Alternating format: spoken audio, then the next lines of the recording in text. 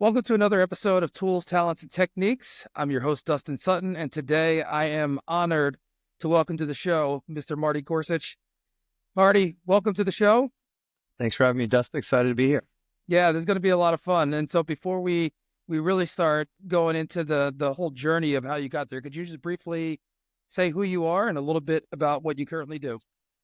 Well, in my present job, CEO of the Century Club of San Diego. We're the nonprofit host org of the Farmers Insurance Open, which is the PGA Tour's annual event in San Diego at Torrey Pines each year.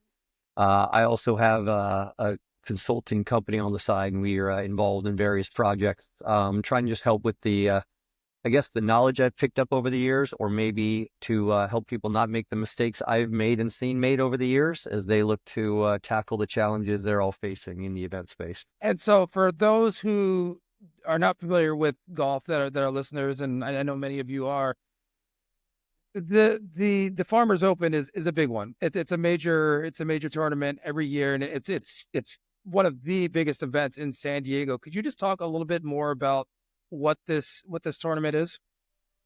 Yeah, I mean, I'd say it's one of the premier stops on the tour. And that's not specific to even our leadership in the operation, but it's Torrey Pines. It's reputationally one of the toughest courses out there.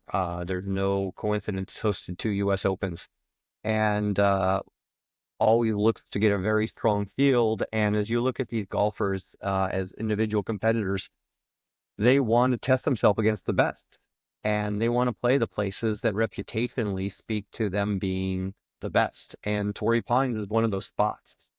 So you go win a tournament at a lot of courses, and it's a great badge of honor. But you go out and say, "Oh, I won a tournament at Torrey. I slayed the dragon at Torrey Pines." That's a big deal. You look at who our winners have been. I mean, obviously Tiger 7 times with the PGA Tour, and then obviously his major U.S. Open championship. Phil Mickelson, but even as you go on to the John Rahms and the Snedekers and the Days, it's not for the faint of heart. So because of that, it's always been known as a great and challenging course. Then you take the majestic views, the fact that we're on international TV at a time where most of the U.S. is under snow, and everybody watches these blimp shots and wants to experience it and be out at it. It's grown to a place where it's considered a preeminent stop. So we're all very blessed as the Century Club to be able to be a part of operating it. And then one of the side effects of performing those duties is being a nonprofit. We can use the financial and other benefits of operating the event to make our community better in a lot of different ways. And that's one of the things we spoke about before, and the importance of giving back to the community, and how that is really one of the major points of what you're doing and the focal points of what you're doing. And I want to talk about all of these things. And I have a lot of questions for you. But before we go into all of that, could you talk a little bit about Marty's origin story? How did you start out? And I know you worked in sales and other sports, but like where did Marty the person, where did you begin? I do a lot of mentoring, and I talk to kids a lot about this, right? And knowing what you want to do. I'm hoping to figure that out one day.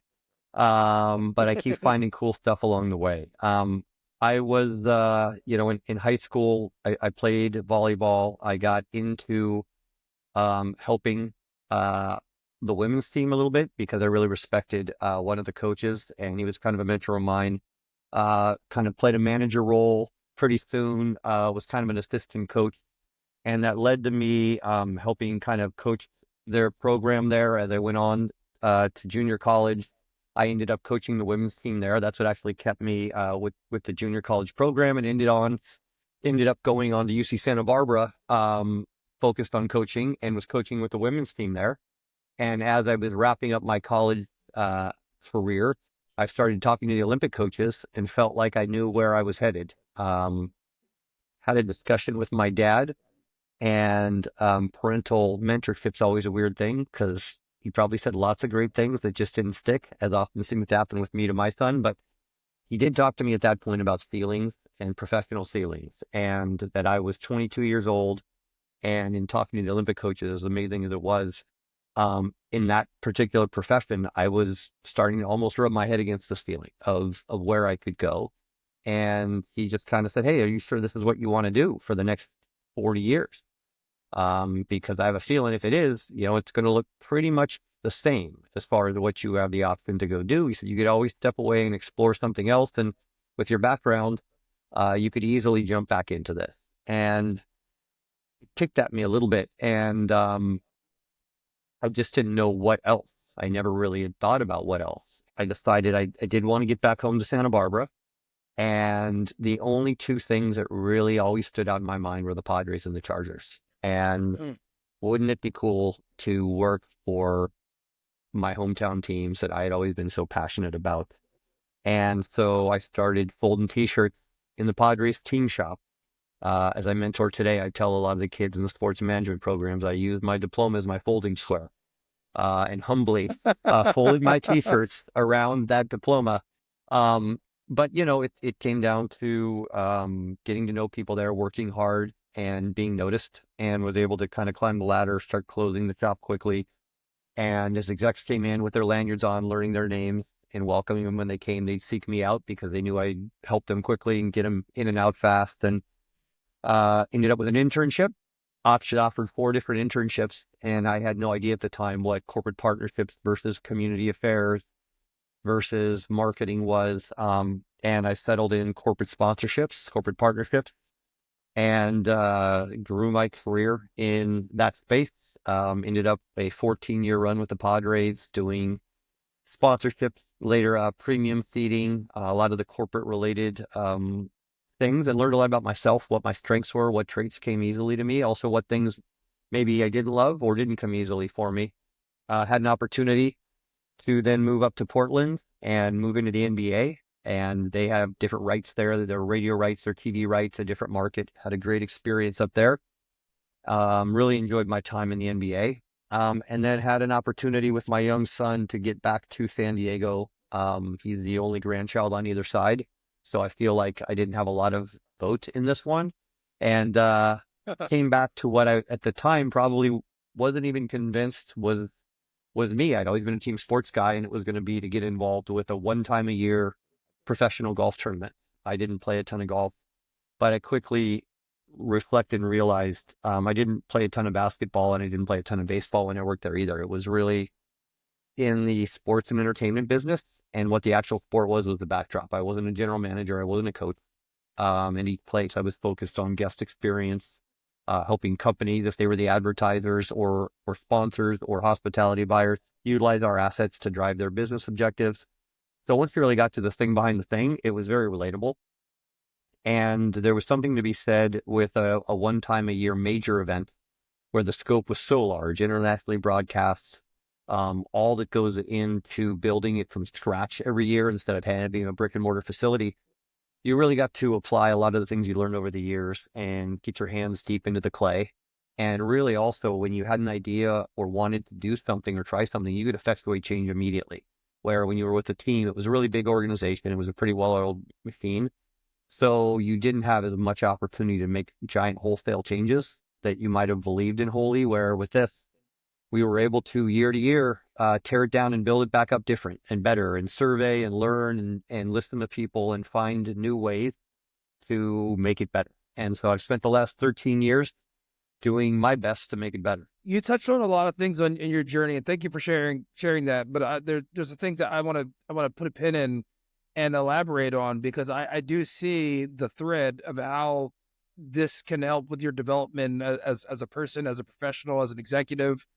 You mentioned earlier on, and some of the things that your father was telling you, and you weren't sure exactly what you wanted to do. Were there other people in your life too that you saw as mentors or coaches, or who else was helping you formulate how you make decisions as you were growing up? There were various folks. It started with some folks in that volleyball space, right? Sometimes mentors don't pick you, they find you. And it's are you willing and open to what they have to offer and bring? And I find that even when I'm doing the same thing, I can typically tell when somebody's just looking for a quick piece of advice or hopeful to cut a corner to get somewhere, or if somebody actually finds value in what myself or someone else might bring their way. As I went along, I'd say there's many people I learned from, and honestly, sometimes there's what I call reverse mentorship. People learn from you. There's also what I call opposite internship. You actually learn from watching some people what you don't want to do and what you don't want to be.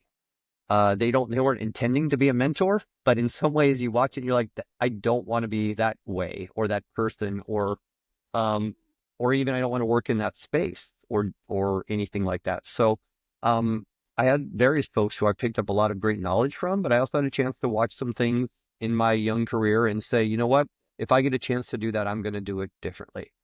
And that's okay too. You really want to have all sides of that to really build up a more robust view of how you want to proceed with the choices you make. And you also mentioned when you were using your diploma as your folding board.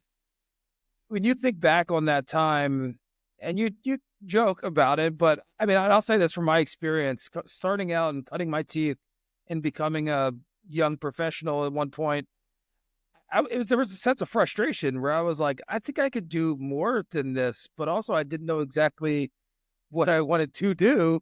Um, was there a sense of frustration there? Like, how did you go about handling that navigation? Yeah. And, you said it, right? You're sitting there going, having your moments. You're always fighting that angel and devil on your shoulders of, I want more, I need more, I can do more, let me run. And then other times pulling back and, you've got to bide your time or learn the lessons so you can apply what you've learned more effectively towards what you're trying to do. I was in that store and I wasn't sure if things were going to work out for me. I started writing letters to the team president with Yeah. ideas and eventually got me called into the front office, I think maybe to make the letters stop. But, he had them on his desk and I respect, that was Larry Lucchino. He talked about some of the ideas and the things that I said and he liked a few of them and he had me go sit with two other people. And, you got to make your luck sometimes. One of the reasons I'm so pro mentorship is I didn't have a lot of access to it. And as I tried to make those decisions or tried to break into sports or try to learn the way, I didn't have a lot of places to go. My folks were amazing, but they were teachers, they were in education. They didn't have connections into the space. They didn't have experience directly in that space. So I had to kind of navigate a lot of this stuff by feel, take a little bit slower paths. I was much more the tortoise than the hare as I kind of worked my way through. But the fundamentals they did instill in me that helped push through were the work ethic, the drive, the attention to detail. And you don't always appreciate those things going in. I think a lot of us grew up in a time where everybody kind of had to do that. We all wrote thank you notes and we all had chores and we all said, yes, ma'am, and yes, sir. That's not as inherent in this day and age. Those are almost differentiators for a lot of young people trying to break in. Whereas I think in a previous day, those were the expecteds. And if you didn't have those things, you had no chance. So, yeah, leaning in, folding those t-shirts, trying to always do it right, trying to have that work ethic. You don't complain, you show up ready to roll. That was stuff, I learned doing some things that my dad had me doing. I think about the chores and you felt like you had it pretty rough growing up, right? With the lawns and the gardening and the dishes and all the things that now, I mean, I even look at myself as a father, right? I xeriscape my yard and got a dishwasher and the housekeeper comes and I'm like, where are those things to make my son learn that kind of drive and work ethic that I think a lot of us cut our teeth on? And you mentioned about being in the office and being seen, writing those letters, having them be able to see you as a resource and be around. And for me, a lot of that is attitude, right? I mean, you talk about activity and doing things and being proactive, but it sounds like attitude and being positive, plays a big part of this. Yeah, I mean, again, you're going to have those voices, those thoughts that creep out there, right? A degree of self-belief. If you're going to go seek out leadership or mentorship to get around people, if you're a sponge, if you take it in, they will give you more. People like to talk about themselves. They like to feel valued. And no matter how far somebody might be up above you, I talk about this with folks all the time. I just went through an exercise with my teenage son. They don't want to go into LinkedIn because they're intimidated, but you get them to go in and they spend a couple sentences saying, I really expect your career path. I'd love if I could ever get a few minutes of your time to learn about how you did as I apply that to my own journey. Kids are shocked. by how much feedback they get from people they thought they never get in front of, because you're not trying to sell them anything. You're not asking for copious amounts of their time. You're not asking for a job. You're just simply asking them to talk about themselves a little bit, and that you find value in their challenges and their learnings that you might apply to make your life better. It's something that I highly encourage people do and to seek out, and you're going to find a lot of people willing to do it. You just encapsulated this entire podcast in those last sentences, because really that's what I'm doing. Like I like to interview people that I respect, that I look up to, that I wonder, number one, I really like how you, not just you, but like most of my guests, I'm like, I want to know how you got there, how you did this. I am impressed. And I figure if I want to learn, then maybe I can help provide value to other people who would also benefit from hearing this information. So yeah, thank you for stating that, because that's basically it in a nutshell. I want to talk about the thread of the sports and the things that you've learned from volleyball, and football, baseball, basketball, the NBA.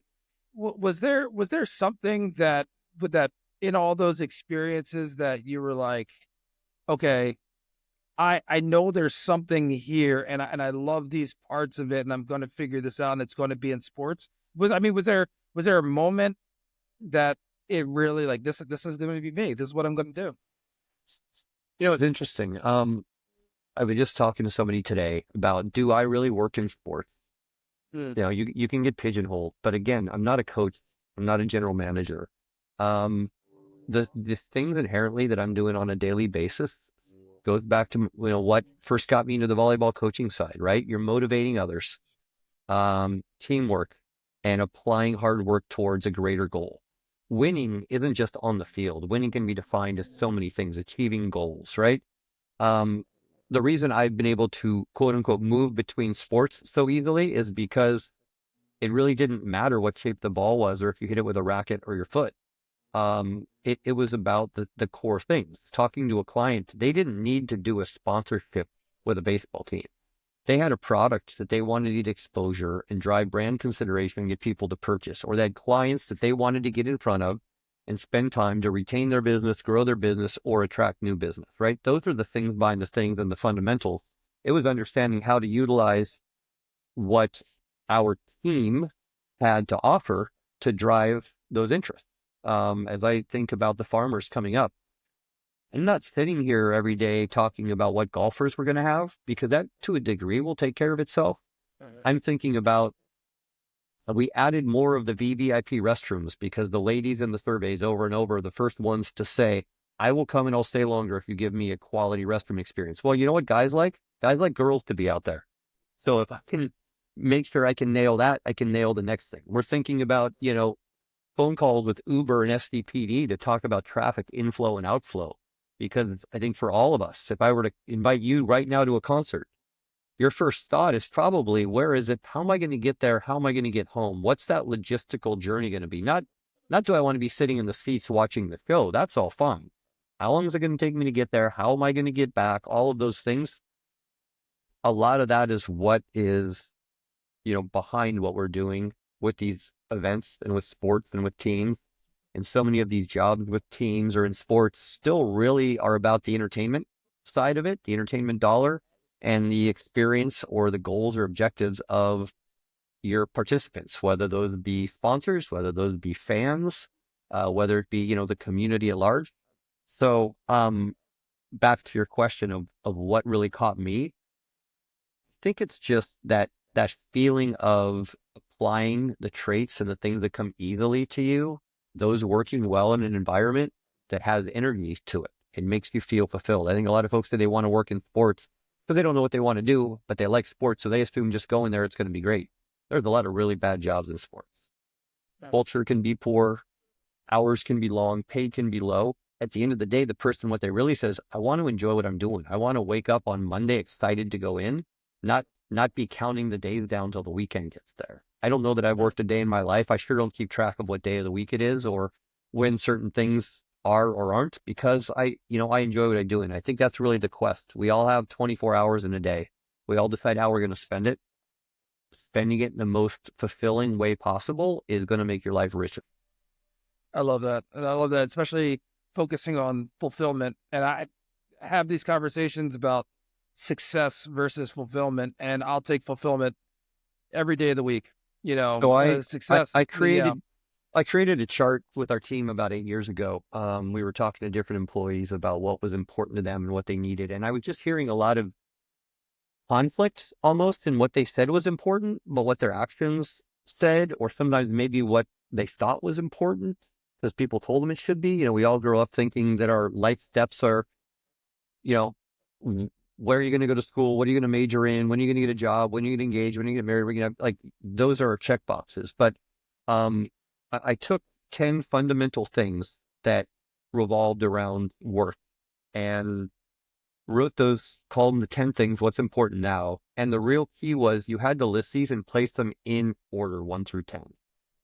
And so I think we all start our career, or many of us, numbers 1 and 2 are going to be financial compensation and title, because we learned that those are the measuring sticks, or these are the things that are going to make us happy. And things like culture and recognition and doing meaningful work, or having flexibility at work to put into others, whether it's your kids or coaching or whatever it is, right? We call it work-life balance now. Those things you don't even know what they are because you don't have a life experience to know. But as you go through your journey, those numbers start moving around in order when you have to place them as far as what's most important. You work in a toxic environment, you better believe culture starts moving up your list, right? You are someone who's wired where recognition is important. You're going to thrive in a place where there's a degree of that. Whereas there's other folks who that isn't as important to, and so they don't crave it the same way. And so in creating this, I was able to really understand our staff and our people much better. And it told me that some were nailing it. Some we needed to provide them certain things differently to help them thrive. And some others, their long-term best interests probably lied beyond us because we were a small shop and a small entity. And as I've watched people evolve their lists over time as they've had kids or their roles have changed or other things have gone on, it's really interesting to see how, to your point, we all grow. And that fulfillment comes in a lot of different forms, and it looks very different for us at different points in our lives. So along that line, and what you just mentioned before about polling and what the ladies had to say and what they wanted, how important is that to you, and how do you go about not capturing, that's probably a bad word. How do you collect that data, and how do you process that information? Because you have to see it on all different sides here, from your employees, the people that are attending the event, from all parties. Is there a process by which you go and collect that data and process 100%. it? 100%. And I mean, you kind of touched on two different things, right? The broader question is, don't ask it if you can't handle the answer. And so don't survey for it if you're not willing to do something about what you hear, whether that's a staffer or whether that's the general public or whether that's in your personal relationship and asking a spouse or a friend. If you want to gain self-awareness or professional awareness, you can get those things, but it comes through surveying and learning. So specific to the tournament, yeah, if we're going to ask questions, and especially you can just ask, how happy were you at the tournament 1 through 10? Great. You didn't learn anything with that. Even if you found out people weren't that happy, you don't know how to do anything about it. But if you're going to ask questions about price points, or if you're going to ask questions about, the food experience or what they want more of or less of, you want to be intentional with those questions. You want to ask things that you have the chance to maybe grow upon. And the challenge of having a once annual event is you better get it right, because if you miss, you have to wait 365 degrees. I don't get to wait and do it again next homestand. You want to do all this fresh on their mind, get what you can, and then try to put some new things, into motion for that next year's event. Hope you nailed those, or you're waiting a whole nother year when you rebuild this thing and do it again. The overarching theme here I'm feeling is it's leadership. And I had a conversation with a friend a couple weeks ago, and we were talking about an admiral on a ship. And I was like, man, it must be so stressful at some point, because I know people that are, high level and executives that you may have to, I would think, or a lot of people may imagine that you have to know a little bit about everything. And he responded to me, he's like, that's not necessarily the case. You have to know how to lead. You have to know how to trust people and what's important. And you got to let go at some point and trust the people that you put in the right place. And I thought that was so impactful for me to hear. And even though maybe I probably heard it in a different way at another time, but thinking of it in that manner really shed a light on, it's like, man, leadership is not having to know all the logistics of everything, but it's leading and trusting yourself and trusting the people you put around you. Yeah, I mean, leadership's I'm hearing that a lot out of what you're saying. Yeah, no, I mean, leadership's complex, right? Leadership first ties into you, because you can't just go be a servant leader if you're not wired that way, or you have to understand your strengths and weaknesses, right? And if you're a control freak or you're not, or what you know a lot about and what don't you know a lot about, because you may lean in areas you're versed and know you need really strong people to cover the holes, right? It's a little like surveying. I don't need to know what I'm good at. I need to know what I'm bad at more than anything, because the good's going to come naturally and it's going to happen. I want to make sure I've got my back door covered. I want to make sure the things I'm not strong at, I've got the right people in place for. As you look at then evolving as a leader, before we just fall into categories of certain things, you've got to look at your team as a whole. I heard Herm Edwards once talk about, when I look at my team, I have to treat them all fairly. It doesn't mean I have to treat them all the same. And I think that's a very good way to look at it. I've got some very seasoned employees who've earned their stripes, and you give them a lot of space. I've got some employees, back to that survey, who need more recognition. So being a little more tuned into what they're doing isn't about micromanaging. It's knowing enough that I can give them those certain kudos and props that they need to be the best version of themselves from time to time. I've got other folks who do best when I kind of just stay back. They'll come to me when needed. Others aren't always going to come to me, so I need to know when to go to them, right? So if you're able to find that balance across everyone, there's also a lot of talk of servant leadership. I think it's great and admirable. I do quite a bit of it, but there's also times you do need to take the wheel, and to know when those times are. Everybody wants to be in charge until that moment where there's real boss work to do, and everybody's like, "Ooh, I'm glad I don't have to deal with that." Right? That's really when leadership gets tested, is when you do have to lead. You don't have to be a leader every day, all day long. You just don't. If you've got a good machine, I'm not the leader a lot of the time. The less I'm the leader, the better off theoretically it's running. We watch the metrics, we look at the things, but there's times to spring into action. And whether that is a professional need, a personal need, something's off kilter, or something just needs, a check-in, getting that real sense of where to plug yourself in most effectively for the greater good, not your own personal good, I think that can often be a big key to leadership. When you first came on board with the Century Club and the Farmers Open, what was that moment like? What was the challenge that you were originally faced with that you were like, okay, this is what I'm going to do, and how did that evolve, especially in the early phases? I played to a golf tournament, and what I mean by that was, we were promoting ourselves to golfers. We talked solely about golf, and our value proposition was built on golf fandom and the delivery of watching golf. We also had, the biggest blessing was also the biggest curse. We had Tiger Woods every year. So you could just put Tiger on a billboard, and once he committed, you put him up and you were cruising.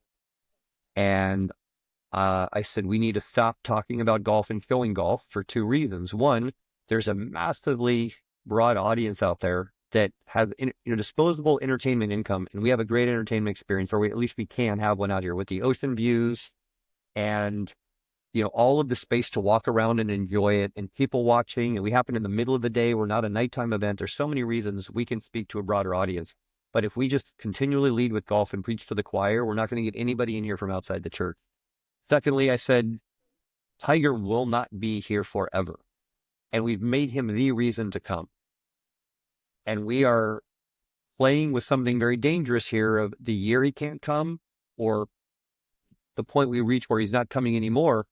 We have made him the reason. And putting the number one golfer, the next number one, up on a billboard is not going to have this effect. He is a transcendent figure. So getting in a room and talking to some folks who were very golf centric about completely changing our approach to the market was a challenge. I didn't feel like it was as much of a risk, but that group definitely did, because it was very foreign. I used examples of the Del Mar racetrack as one. That opening day there is not about horse racing. There's definitely horse racing fans there, but it's a lifestyle and entertainment event.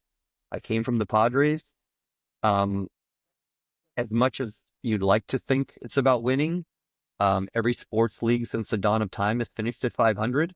So if you think that winning is the proposition around which to build the reason to come, you're missing out. If it's diehard baseball fans, you're going to have your season ticket holders, but you're then going to probably have about 22,000 more seats to fill.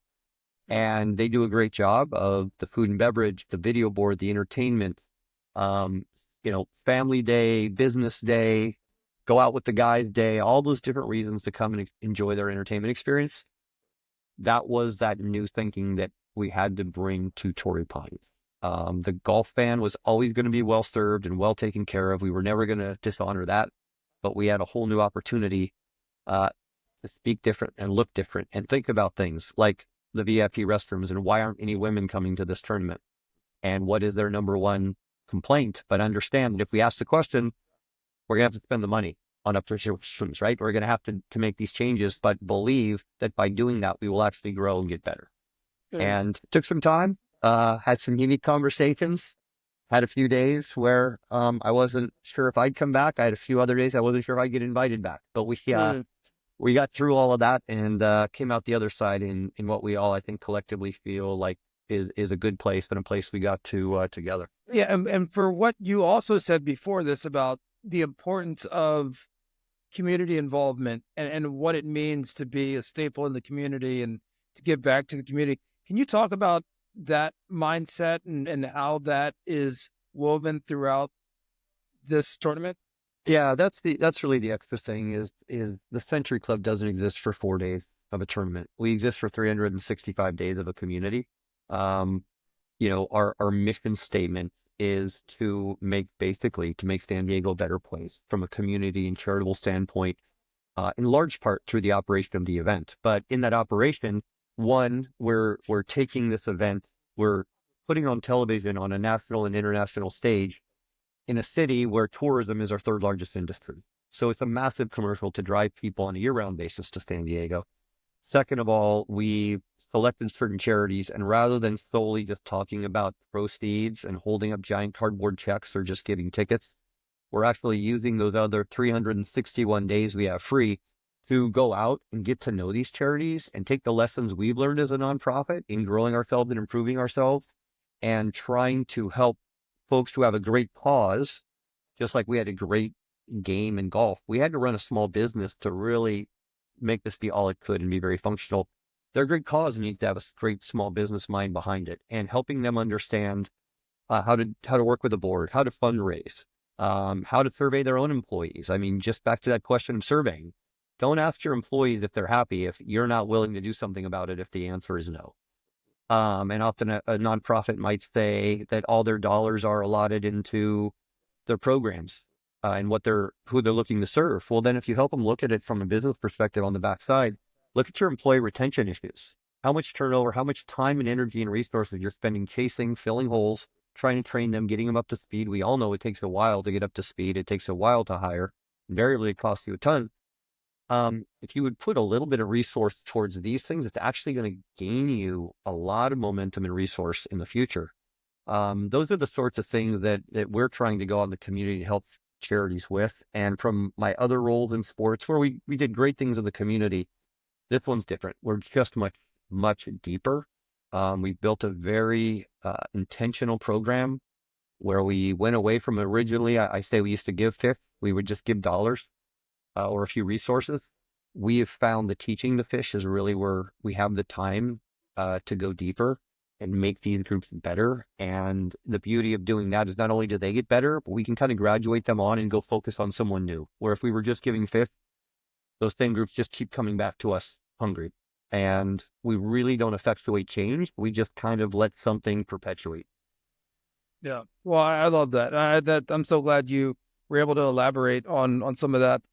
But then also you mentioned some of the consulting your work that you're doing, that you're teaching people the lessons, you're teaching them to fish, but in a different way, and all the things that you've learned in your career and putting on tournaments. Tell me a little bit more about that. Like how did that get going, and how is it going? What I are some of the yeah, major things? I'd say it feels more hobbyist than business in a lot of ways. As Hmm. mentioned, mentoring was a big thing, but also helping peers or others if they had questions. Um, I don't consider myself an expert. I'd say more I've made a lot of mistakes, and if I can save you from making the mistakes I've made or mistakes I've seen made, if we can provide some insights on our experiences that my business partner and I have done there that are helpful to you, we're happy to share those. And so we were just doing that to be helpful because that's how we're wired, and we'd like to think others would do it for us for a long time. And then just started to gain some bandwidth back as my son is off on his own professional adventures, and I just had more free time. I'm not married, so I've got that extra time on weekends and nights where I can do things, and I just got a lot of fulfillment. And a lot of the connections I was making and things I learned were actually coming back and benefiting my day job at the Century Club. It's just something I've leaned into more and more, and so going to a few different entities, events who are looking to bring one of their own. Hey, what does it look like to set up a tournament? Or, like I said, it's what's behind it, whether it's a tournament or whether it's a music festival or something in women's professional soccer. The underlying things about guest experience, about operational professionalism, those sorts of things. If we can provide value, it turned out people were asking for that and wanting that to a point where we turned it into I call it a hobby. It's a side business as well, but really at this point, it's really something I get great fulfillment in. I'm blessed at the Century Club. There's a nice balance that allows me to kind of fill this bucket, because I think we all have buckets outside of our day jobs that we look to fill in one way or another. I guess I'm masochistic enough that this does it for me. It was coaching my son's volleyball team for quite some time, but I'm getting that time back too. So that's been great, but also a really nice benefit is it's numerous examples of value it's actually brought back to my organization. I let my staff similarly find ways to fulfill themselves outside, and if it's in involvement with other events, as long as it doesn't interfere with our primary job. Oftentimes I call it professional development. These folks, whether financially growing or personally growing or professionally growing from the experience, it's helped them grow. It helps them feel fulfilled.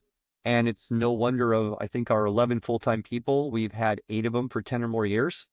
These are good quality, well-rounded people, but back to those 10 things and the order of those 10 things, a lot of their feedback aligned with giving them the chance to continue to grow. They were driven people. So keeping fuel in their engine, it's allowed them to feel good about where they're at, and it's allowed them to still call the Century Club home base and keep doing their best work for us. I think that's great for me to hear, because number one, it's cool that you experience that in your own that you have that in your own experience, but also that you're able to have that mindset or that approach and allow the people that you work with or the people that work for you to have that as well. I feel that I work in commercial real estate, but I also enjoy doing the podcast. I love building ranges. I love the networking group, the BCREM and all of these things just become this beautiful stew of experience of life. Right. So Right. yeah, If you don't have, there's a balance. There's a balance. no, if you're getting or even excelling at what your day job is, because this is putting more air in your lungs, if you don't have any traditional conflicts of interest, is it, I'd rather you went home and sat on the couch until you came back the next day, or I'd rather you were out learning and flourishing and feeling stronger and coming back more energized than ever the next day. And That's I it. think it's a slightly new way of thinking. And I do think the new age of, whether it be virtual or whether it's flex hours or whatever, as we've learned, how do people work their best? There's times to be in the office together. There's times for togetherness. There's great seasonality in some of the event world, right? So there's times that you are plugged in and going, but there's other times where the seasonality gives you some bandwidth, and if you fulfill that bandwidth in whatever manner you want to appropriately do so, hey, as long as you're feeling good and you're coming in raring to go for where I need you, that's great. That's great. That's fantastic. So before you've provided a lot of great context, some insights, and I really appreciate your time here. I'm going to include a lot of the other items that you want to share as far as the tournament and how to connect with you. I'm going to share that in the show notes. But before we leave, is there anything else that you would like to share with the audience? Any words of Yeah. wisdom, things to look forward to, whatever you want. Stage is yours. I don't, I'll humbly not want to overstep in that space, but I think as I go on in the life journey, and whether it's things I've learned professionally or through some personal life experience, right? We're always growing. Get that self-awareness, understand who you are, understand your traits. You can learn skills. Like, what are you good at? What comes easy? What makes you who you are? And lean into those things and excel in those things and have confidence in those things, right? Be bold, go after things, and that self-belief, letting that carry on for years. Networking is easier in this day and age than it ever was, but doing it with intention.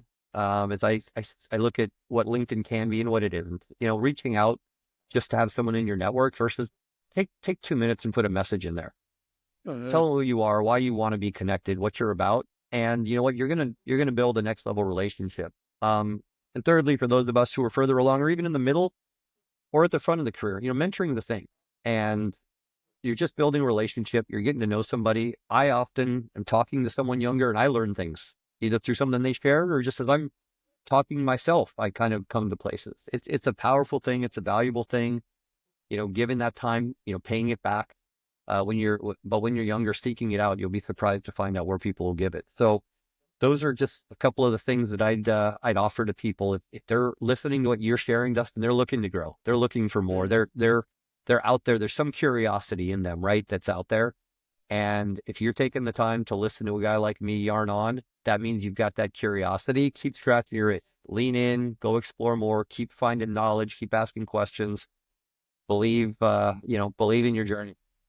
Yeah. And before we take off, I just want to second that about the mentoring and how powerful it is. There's sometimes where I feel like teaching or explaining to somebody something that they have a question about, sometimes you don't realize how far you've come or how much you've learned until somebody asks you something that you just take for granted. You're like, oh yeah, just do this, and that.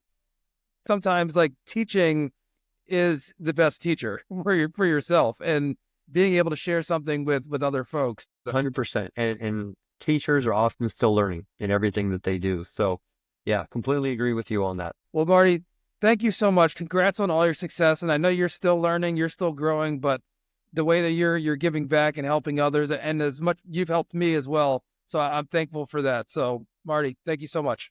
My pleasure, man. Look forward to connecting here soon.